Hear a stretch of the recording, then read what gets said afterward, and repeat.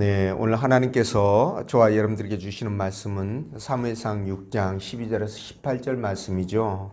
하나님의 승리를 기억하고 마음을 돌이켜야 합니다. 이런 제목으로 말씀 전할 텐데 우리 주님의 은혜와 사랑이 이곳에 함께하길 원합니다.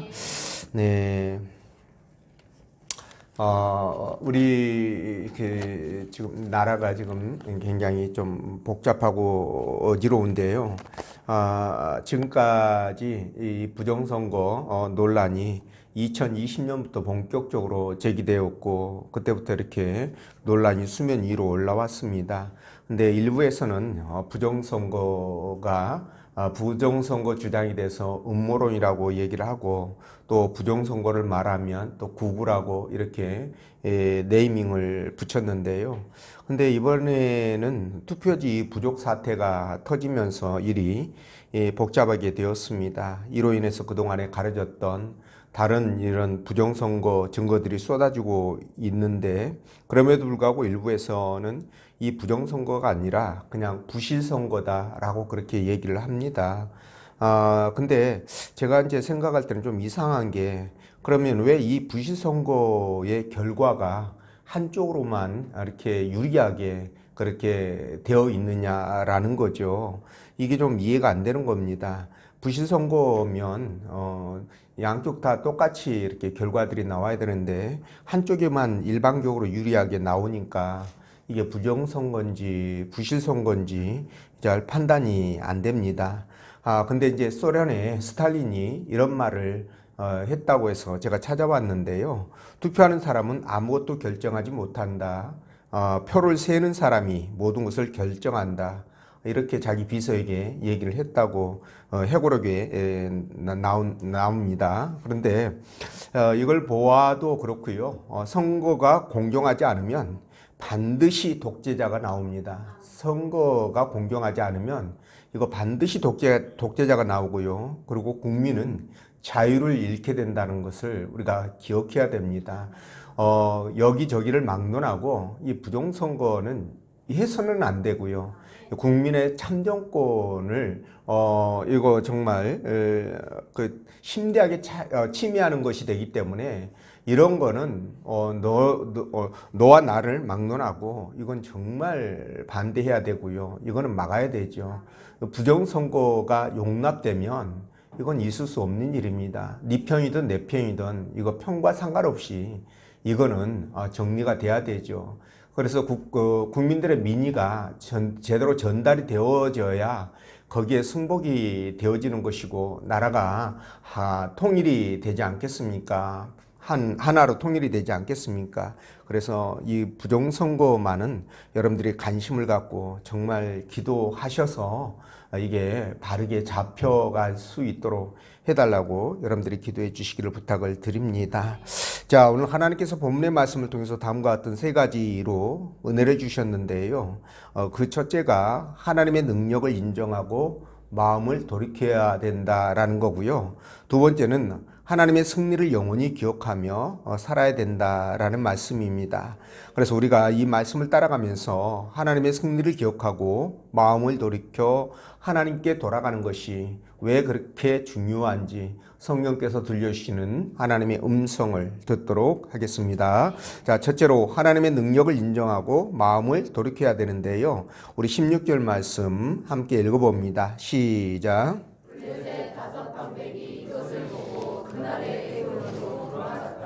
아멘. 자, 블레셋은 여러분들에게도 말씀드렸듯이 5개 국가로 만들어진 연합체입니다. 이 블레셋이 이스라엘과 싸움에서 법궤를 빼앗아 왔지만 하나님께서 그들의 신 다곤을 치시고요.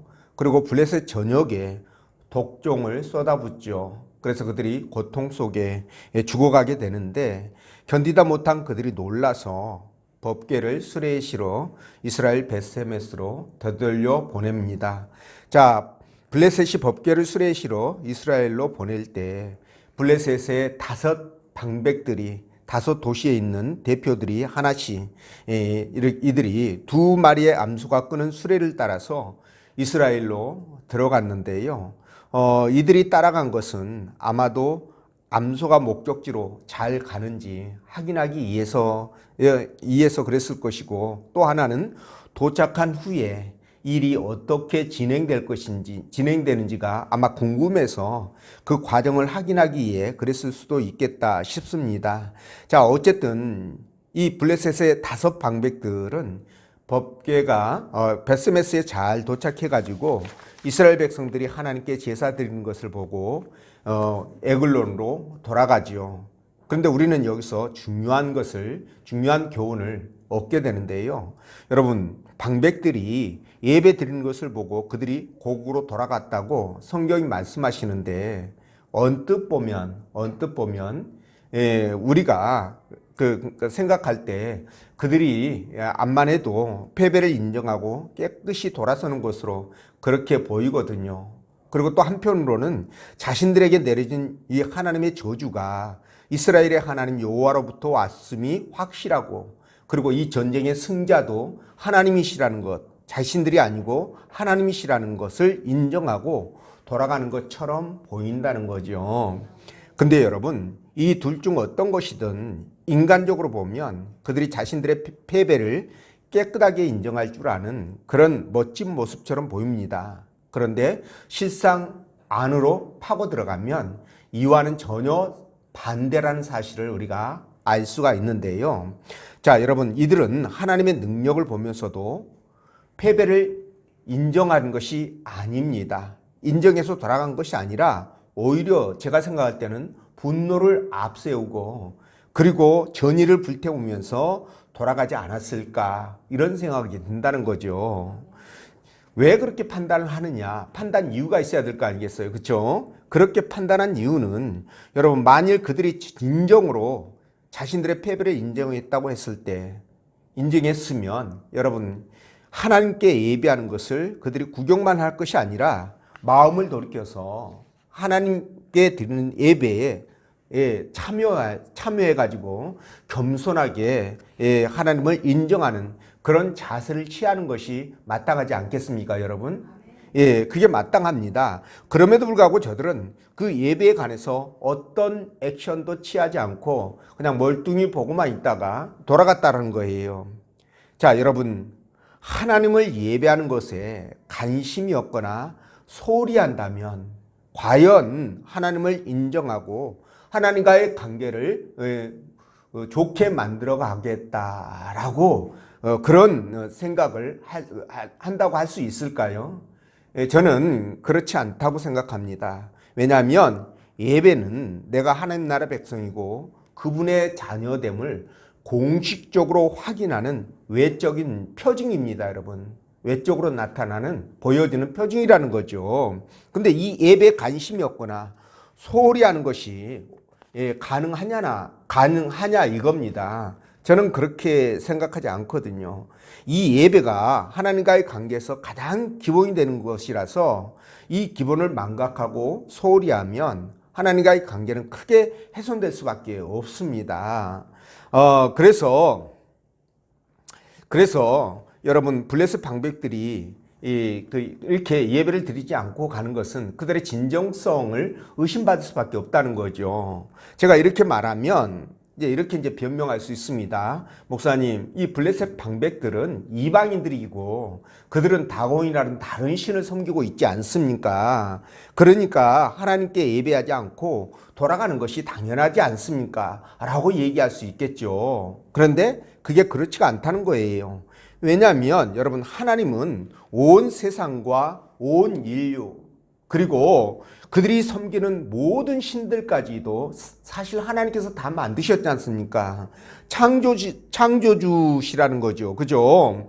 그러니까 하나님은 모든 것들 위에 계시는 초월해서 계시는 어미하신 분이란 말이에요. 그죠? 그렇다면 그런 분에게 예배하는 것은 그 누구라도 예가 될 수 없다, 이런 말씀을 드리는 거예요. 그래서 방백들이 자기 신을 이유로 예배하지 않는 것은 설득력이 없다라는 거죠. 여러분 또 공감하시죠? 그러면 또 이런 말을 할 수 있습니다. 일부에서는 뭐라고 얘기할 수 있느냐? 하나님이 최고의 신이라는 것은 예수 믿는 신앙인들에게나 해당되는 것이 아니냐?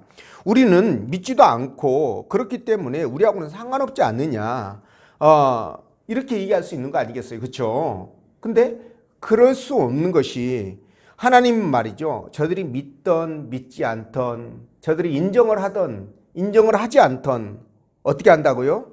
예, 능력이 무한하시기 때문에 그게 말이 맞지 않다는 거예요.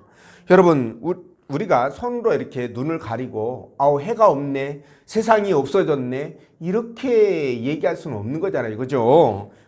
그렇게 하듯이 여러분 우리가 하나님을 인정을 하는데 저들은 인정하지 않지 않습니까? 근데 인정을 하든 안 하든 그런 것과 상관없이 하나님의 지혜와 능력이 무한해서 이 세상 역사와 각 개개인의 생사화복을 주관하시는 그런 분이시라는 거죠. 그래서 여러분 어떤 신을 섬긴다고 할지라도 이런 하나님께 경배하고 그분을 섬기는 것은 여러분 마땅히 해야 될, 인간이라고 한다면 마땅히 해야 될 부분이라는 거예요. 근데 그러면 이런 일들이 그러면 없었느냐? 그거 아니거든요. 성경에서도 이런 일들이 많이 나옵니다. 제가 몇 가지 맞추려서 말씀드리면 여러분 바벨론의 느부갓네살 왕 있지 않습니까? 이 왕은 당시 고대 근동 메소포타미아 지역을 장악하고 있었던 최강국이었습니다. 그 왕이었던 느부갓네살이 교만해가지고 나라가 너무 강성하다 보니까 교만해서 하나님을 대적했는데 그러다가 하나님의 능력을 경험하죠. 예, 미치게 해가지고 들판에서 자기 만들고 이러지 않았습니까? 나중에 그걸 깨닫고 나서 하나님을 찬양하고 예배합니다. 그러면서 그가 했던 말이 뭐냐면 또 지극히 높으신 이가 그 나라를 다스리시며 그의 뜻대로 하시나니 이렇게 말합니다. 그리고 또 아람 사람 나아만 장군 아시죠? 문병 걸려가지고 엘리사에게 고침받잖아요. 예, 그런 하나님의 능력을 경험하고 나서 그 또한 하나님을 섬기는 사람이 되잖아요. 그죠? 거기에다가 또 메데파사의 다리오 왕이 있습니다. 이 사람도 다니엘을 모함해가지고 사자굴에 던지잖아요. 근데 며칠 굶긴 사자가 이 다니엘에게 털끝도 손을 대지 않지 않습니까? 그렇죠? 입을 대지 않지 않습니까? 그렇죠? 손이 아니라 네 입을 대지 않는 것을 보면서 이 다리오 왕이 놀라 자빠지죠. 그러면서 뭐라고 얘기를 하느냐? 그는 살아계신 하나님이시요 영원히 변하지 않으시는 이시며 이렇게 고백을 합니다. 사도 바울도 마찬가지죠. 그도 하나님 믿는 예수 믿는 사람들을 대적하는 그런 자였지 않습니까? 그렇죠? 그런데 그런 자가 하나님의 능력을 경험하고 나서 어떻게 됐습니까? 반대로 예수 그리스도를 증거하는 하나님을 전하는 그런 사람으로 바뀌는 것을 볼 수가 있는데 이렇게 말이죠. 하나님을 대적하다가 하나님의 권능을 경험하고 나면 여러분 바뀌는 게 맞습니다. 그렇죠?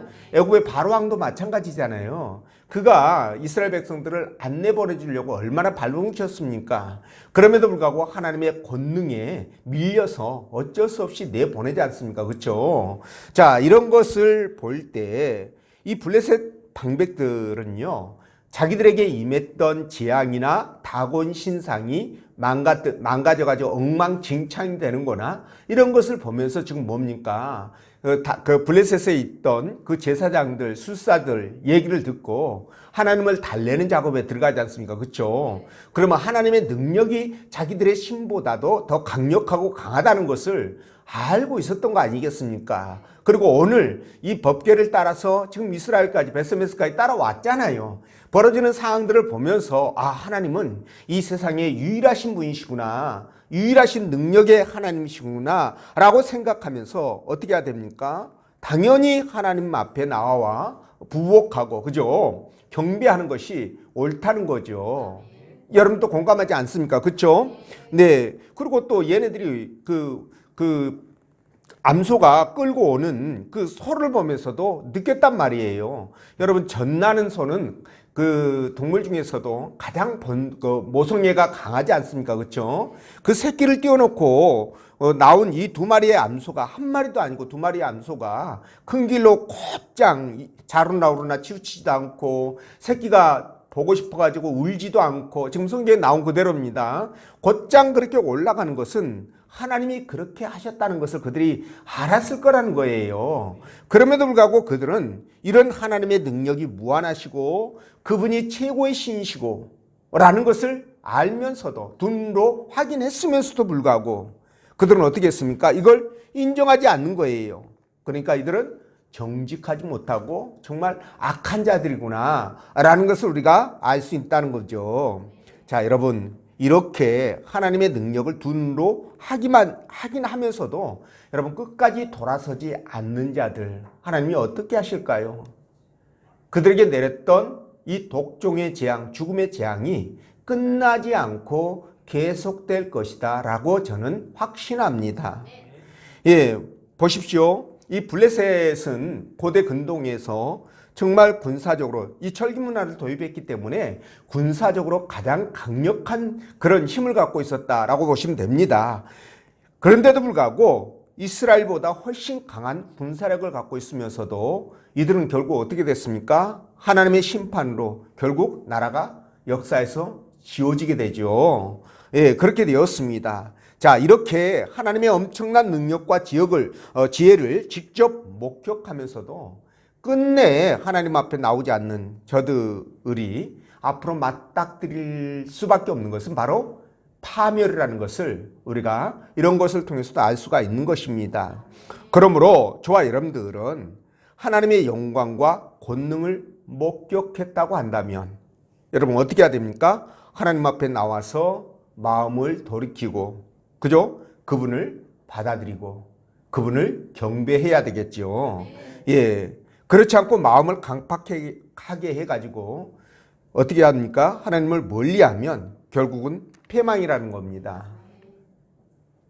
반대로 과거에 아무리 하나님을 대적하고 악한 일을 했다 할지라도 하나님 앞에 나와 그분 존전 앞에 무릎 꿇어 그분을 경배하고 그분을 인정하고 시인한다면 하나님은 절대로 내치지 않는 그런 분이시라는 것도 여러분들에게 말씀을 드립니다. 세리마트가 그랬고요. 여리고의 세리장이었던 삭개오가 그랬고 사도 바울이 그런 사람이었었습니다.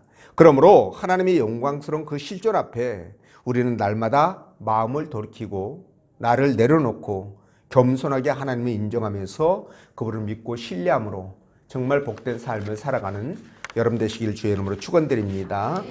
그리고 두 번째, 하나님의 승리를 영원히 기억하며 살아야 합니다. 17절, 18절 말씀인데 읽어보겠습니다. 시작. 블레셋 사람이 여호와께 속건제물로 드린 금 독점은 이러하니 아소를 위하여 하나요, 가자를 위하여 하나요, 아소를 위하여 하나요, 가를 위하여 하나요, 에굴을 위하여 하나요. 금과 금질은 여호와 성읍에서 시골의 마을에까지 그리고 사람들이 여호와의 길을 그들에 이르기까지 다섯 방백들에게 속한 블레셋 사람들의 모든 성읍들의 수들을 거라. 그 돌은 베세메스 사람 여호수아의 밭에 오늘까지 있더라. 아멘. 자, 블레셋이 이스라엘의 법궤를 빼앗아왔지만 결국 하나님의 능력을 감당하지 못하고 이스라엘로 돌려보냈는데요. 자, 이 사건이 이스라엘 역사에 있어서 얼마나 기념비적인 사건이었는지를 오늘 이 본문 말씀이 너무 잘 우리에게 말씀하고 있습니다. 자, 수레실은 언약궤와 금독종 그리고 금지, 이게 베세메스에 도착하자 큰 돌, 여호수아의 밭이라고 그러는데요. 그 밭에 아마 큰 돌이 있었던 것 같습니다. 평평한 돌이 있었던 것 같은데 그 돌 위에 이걸 올려놓았어요. 그런데 이게 말이죠. 이스라엘 백성들에게는 잊을 수 없는 큰 기념비적인 사건이 어떻게 되는가라는 부분을 우리가 살펴볼 때 그 첫째가 말이죠. 이 돌이 당시 블레셋에 대한 하나님의 승리가 완벽했고 그리고 그 승리는 돌이킬 수 없는 승리였다는 것을 보여주는 사건이 되기 때문에 그런 겁니다. 자, 여러분, 원래 블레셋 제사장과 술사들의 재앙에 따라서 이 금독종을 만들려고 했잖아요. 만들 때 그 블레셋의 다섯 성읍에 하나씩 해가지고 5개만 만들 계획이었었어요. 그런데 여러분, 여기 금지가 만들어지잖아요. 근데 실제로는 이 시골 동네를 포함해서 블레셋의 모든 성읍의 그 수요만큼 이 금지들을 만들게 됩니다. 그래서 하나님께 이것을 바치게 되는데요. 이렇게 모든 성읍들이 전부 다 시골 마을까지 포함해서 이 금지를 마을마다 하나씩 만들어가지고 하나님 앞에 드렸던 것은 왜 그러느냐? 혹시 그들이 말이죠, 이 금지를 만들어서 하나님 앞에 예물로 바치지 않으면 하나님의 더 큰 저주가 그들에게 임할까 봐서 이게 두려워가지고 그렇게 했던 거예요. 지금 독종을 내려가지고 많은 사람들이 고통 중에 아픔 속에 죽어가고 있는 상황 아닙니까? 그러니까 그걸 피하기 위해서 두려움 때문에 그렇게 금지를 만들어서 하나님 앞에 바친 것인데요. 이것을 보면 우리가 무엇을 알 수 있느냐? 이 블레셋 사람들이 지금 시골 촌락까지 블레셋 전역에 하나님에 대한 두려운 마음이 완전히 쫙 퍼져버렸구나. 그래서 그들이 지금 하나님이 너무 두려워가지고 어떻게든지 살아남기 위해서 지금 이렇게 금독종을 지금 바쳤구나라는 것을 알 수 있죠. 이걸 통해서 우리가 깨닫는 게 있습니다. 그게 뭐냐면 하나님은 당신 스스로 블레셋 전체에게 항복을 지금 받아낸 거죠. 그죠?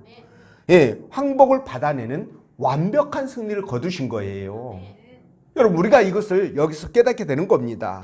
아마 이후로 이스라엘 백성들은요, 여호수아 밭에 있는 이 큰 돌을 볼 때마다 그 자리에 있었던 이 5개의 금독종과 수많은 금지들, 이것들을 상상할 거 아니겠어요? 그렇죠? 그러면서 하나님께서 어떻게 블레셋을 이기셨는지를 상상하면서 큰 위로와 힘을 얻게 되었을 거라는 확신을 갖게 됩니다. 자, 여러분, 이스라엘은 블레셋에 비해서 군사력이 턱없이 열세라고 말씀드렸죠. 그럼에도 우리 하나님은 완벽하게 그 블레셋을 무찌르고 승리하셨구나 라는 것을 생각할 때마다 그들이 얼마나 자신감을 갖겠습니까? 예, 그래서 이 큰 돌은 그들이 볼 때 기념비인 것이에요. 기념비인 것입니다. 예, 근데 실제로 말이죠. 이 사건이 있은 이후로부터 약 한 20년 정도 지난 후에 20년 정도 지나서 여러분 블레셋이 이스라엘을 쳐들어와요. 자, 근데 이때 어떻게 했을 것 같습니까? 이겼을까요? 졌을까요? 졌어요? 그렇구나. 자, 쳐들어왔는데 여러분 사무엘의 지도하에 하나님의 도우심으로 이 블레셋을 아주 완벽하게 제압합니다. 전쟁에서 승리를 거두게 돼요. 여러분, 이 이유가 제가 여러분들께 말씀드린 이 기념비라는 부분에 있다라고 저는 생각합니다. 거기에 한몫이 있다고 생각해요. 그러니까 20년 전에 하나님께서 블레셋을 이기고 스스로 돌아왔던 사건, 그 큰 돌을 보면 그게 다 기억날 거 아니겠어요? 이걸 생각하면서 자신감을 얻어서, 물론 사무엘이라는 위대한 선지자가 있었기 때문에 그분의 지도하에 하나님의 도우심으로 이루어졌지만 백성들이 자신감을 가졌던 것은 바로 이런 사건들이 일조를 했다. 저는 그렇게 믿는 거죠. 저는 확신합니다. 자, 그래서 말이죠. 이런 기념비적인 것, 어떤 것들을 추억하고 기억하고 생각하면서 이것이 나의 행동에, 내 생각에 어떤 영향을 미치는 것은요, 상당히 좋은 거죠. 나쁜 쪽으로 영향이 아니라 좋은 쪽으로 영향을 말씀드리는 거예요. 자, 여러분, 제가 또 하나 예를 들어보겠습니다. 여러분, 우리나라의 이순신 장군이 임진왜란 때 여러분 남쪽의 그 바다를 완전히 그냥 딱 장악을 해버리니까 일본 사람들이 나중에 이제 5년 만에 그들이 이제 철수할 수밖에 없었던 이유가 보급이 잘 안 되고요. 바다를 막아버리니까 어쩔 수 없었던 거예요. 그런데 여러분도 알다시피 명랑해전 아시잖아요. 신에게 몇 척? 12척의 배가 있사오니 그 말이 있잖아요. 그죠? 이 12척의 배로 그 당시 일본 군함 배 130척을 무찔러 이깁니다. 자, 이 해전은 인류 해전사의 전무후무한 그런 기록이 될 거예요. 근데 이렇게 엄청난 공을 세웠는데 여러분 이렇게 그 이순신 장군이 너무나 싸움을 잘하다 보니까 일본에서는요 한때 아이들이 울면 이순신이 온다 그러면은 울던 아이가 뚝 그쳤다고 얘기를 할 정도로 그렇게 일본 사람들에게 이순신 장군은 두려움과 공포와 경이로움의 존재가 되었던 것입니다. 그래서 우리 해군도 이런 이순신 장군을 생각하면서 여러분 그 전투에 임할 거 아니겠습니까? 그럼 그들도 이게 기념비가 돼가지고 자신감이 붙을 거라는 거죠. 그래서 승리할 거라고 저는 그렇게 생각하는데 이렇게 기념비가 있다는 것, 기념비적인 사건을 리마인드 한다 그러잖아요. 우리가 기억하고 추억하는 거, 그죠? 생각하는 거. 이렇게 잊지 않고 기억하고 추억하고 생각을 하는 것이 정말 중요합니다. 그럴 때 사람들은 어떤 악조건 속에서도 스스로 용기를 내고 힘을 내서 의로운 일을 해낼 수 있기 때문에 그런 거예요. 그래서 이스라엘 백성들에게 오늘 그 큰 돌은 그 위에 놓여졌던 이 금독종과 금지 그리고 법궤를 생각하면서 이들은 정말 하나님의 능력을 떠올렸을 거 아니에요. 하나님의 승리를 떠올렸을 거란 말입니다. 그래서 그들은 이렇게 하나님 앞에 큰 힘을 얻고 어떤 일에서든지 자신감을 가질 수 있는 그런 계기가 됐다는 거죠. 뿐만 아니라 여러분 이 큰 돌은 하나님의 영광이 이스라엘 백성들의 타락으로 인해서 떠났지만 그러나 결국 하나님께서 다시 돌아온 그런 장소라는 그런 장소라는 어떤 그 표징이 있지 않습니까? 그렇죠? 그렇기 때문에 이스라엘 백성들이 이 돌을 보면서 하나님의 능력과 권능을 확인하기 때문에 어떤 상황에서도 이스라엘 백성들이 힘을 얻을 수 있는 그런 일이 되었다는 거예요. 여러분 그래서 말이죠. 어떤 일들을 만났을 때 우리가 좋은 생각들을 떠올리고 특히나 기념비적인 그런 사건들이 있다면 더더욱 그러겠죠. 그렇게 되면 우리가 신앙생활도 잘할 수 있고요. 또 어렵고 힘든 그런 절망적인 상황 속에 있다 할지라도 그것을 극복할 수 있는 능력을 갖게 된다는 거예요. 여러분 이런 비슷한 사건이 이스라엘에서도 또 있었습니다. 여러분 이스라엘 백성들이 요단강을 건널 때 그들이 말이죠. 건너기 전에 강바닥에서 그들이 뭘 건졌습니까? 돌 12개를, 큰 돌 12개를 그 각 지파별로 하나씩 건져가지고 나오잖아요. 그죠? 그래서 이걸 길갈에다가 탑을 쌓아 놓습니다. 그러면 이들이 탑을 왜 쌓았을까요? 그렇습니다. 이게 기념비를 만들기 위해서 그런 거예요. 우리가 그 넘실대던 요단강물을 정말 한 사람도 어떤 상하거나 죽거나 다치거나 그런 사람 없이 무사히 전체가 다 잘 건넜는데 그런 넘실대는 어마어마한 물이 흘러가는 그 요단강에서 우리가 살아남을 수 있었던 것은 하나님께서 능력을 행하사 우리로 하여금 안전하게 건너게 해 주셨기 때문이라는 것을 그 돌을 볼 때마다 기억할 거 아니겠어요? 그러면 그들의 마음이 어떻겠습니까? 하나님을 절대적으로 믿고 신뢰하는 마음이 생길 것이고 또 아까도 말씀드렸던 것처럼 어떤 어려운 상황이 생겨도 하나님을 믿고 의지하면 반드시 이것들이 극복되어지고 선하게 이길 수 있다는 확신을 갖게 된다는 거죠. 그래서 여러분 이런 기념비적인 사건들은 우리 신앙에 있어서도 굉장히 중요한 거예요.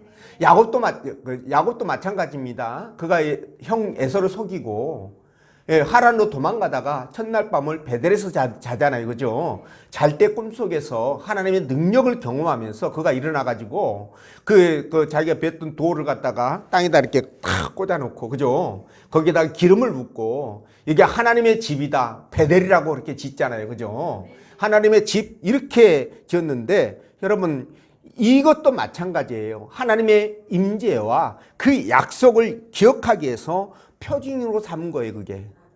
그죠? 그래서 야곱은 그 베델에 있었던 돌을 생각할 때마다 또 그것을 볼 때마다 어떻게 되겠습니까? 하나님 앞에 신앙이 새록새롭게 자라나는 그렇게 되지 않았겠어요. 그렇죠? 그래서 이렇게 기념일을 보면서 생각을 하던 아니면 마음속으로 하나님 나에게 주셨던 그분의 은혜와 사랑을 그리고 그분의 능력을 기억하던 여러분 어떤 방법이든 간에 하나님을 기억하고 기념하는 것은 정말 대단히 중요한 일이다라는 말씀을 드립니다. 여러분 우리도 마찬가지죠. 신앙생활 하다 보면 끝까지 우리가 그 신앙생활 잘해야 되겠죠. 그렇죠? 초지일관, 일편단심, 죽으나 사나 그죠? 이렇게 잘해야 되는데 그렇게 못할 때가 있어요. 때로는 나태해지고 또 게을러지고 어떤 일로 삐지거나 실족하거나 또 시험에 들거나 이럴 때가 있는데 그럴 때 말이죠. 내가 경험했던 하나님 있지 않습니까? 그렇죠? 그런 기념비가 있다면 그것들을 내가 기억하면서 추억하는 것만으로도 그런 것들을 이길 수 있게 된다는 거예요. 이해가 되시죠? 또 세상 살아갈 때 힘들고 어렵고 아프고 고달프고 그럴 때 있잖아요. 그렇죠? 그럴 때도 마찬가지입니다. 하나님께 받았던 이런 은혜와 사랑을 생각한다면 이것 또한 능히 감당할 수 있게 되는 거예요. 반대입니다. 내가 잘 되고 잘 풀리고 잘 나가고 그러면 거의 사람이 교만해져요. 교만해져서 하나님과 멀어지는 경우가 다반사인데요. 자, 이럴 때도 하나님의 은혜를 생각하면 어떻게 될까요? 내가 겸손해질 수밖에 없어요. 그분의 능력, 그분이 행하신 일들을 생각하면 내가 곁길로 갈 수가 없다는 거죠. 이런 데 있어서도 여러분 우리에게 기념비적인 그런 것들 그게 실제적으로 있는 것이든 뭐 그 야곱처럼 뭐 베델에 가면 그게 있다고 하는 그런 것들이 있는 것이든 아니면은 마음속으로 내가 생각하는 것이든 그죠? 성경을 통해서 우리가 확인할 수 있지 않습니까? 그런 것을 생각하는 것이든 상관은 없습니다. 이런 것들을 통해서 우리가 하나님의 은혜와 사랑을 기억하고요. 그분께서 행하신 능력들을 기억한다면 우리는 반드시 이길 수 있다는 거죠. 그렇습니다. 저도 그 어릴 때 이제 객기로 나왔지 않습니까? 그러다 보니까 참 많이 힘들고 여러 가지 고생스러운 일들이 정말 많았습니다. 그런데 그때마다 제가 이제 주님을 만난 이후에 그런 일들이 있었던 부분들은요, 정말 제가 잘 극복을 했습니다. 왜 그랬냐면 제가 처음 신앙생활 할 때 교회에 갔을 때 처음부터 제가 한 달 뭐 전으로 보는데요. 처음부터 내가 하나님의 그 놀라운 은혜와 사랑을 제가 경험하면서 뭐랄까요? 그분의 능력을 이렇게 경험하다 보니까 어떤 일을 만나도 그것들을 생각하면 그걸 이길 수 있겠더라고요. 이런 것들이 굉장히 그래서 중요하다라는 생각을 하게 되는데, 그래서 여러분들도 만약 이런 기념비적인 이런 사건들이 개인적으로 있어서 그것들을 추억하면서 신앙생활을 잘 해 나갔으면 좋겠다라는 생각이 듭니다. 이런 일들 여러분들이 있지 않습니까? 그렇죠? 이런 여러분들이 가지고 있을 테고, 만약에 없다면 아까 말씀드린 것처럼 성경 속에서 하나님이 역사하셨던 그런 능력들 있잖아요. 이런 것들을 추억하셔도 괜찮습니다. 이런 것들을 추억해도 되고요. 그래서 그것을 나의 기념비로 삼고 이 땅을 살아가다 보면 여러분 이 땅에서 만나는 어떤 것도 우리가 이길 수 있고 감당할 수 있고 그죠? 또 승리할 수 있다 이 말씀을 드립니다. 그래서 여러분들 정말 우리는 주님 앞에 가는 그날까지 우리가 이 일을 잘 해 나가야 되는데요. 그래야 우리가 하나님 앞에 복을 받을 수 있고 또 이 땅에서도 하나님 기뻐하는 삶을 살아갈 수가 있는 것입니다. 그래서 여러분들도 꼭 이 말씀들을 기억하면서 믿음 안에 은혜 안에 승리하는 삶이 되시기를 주의 이름으로 축원드립니다. 기도합니다.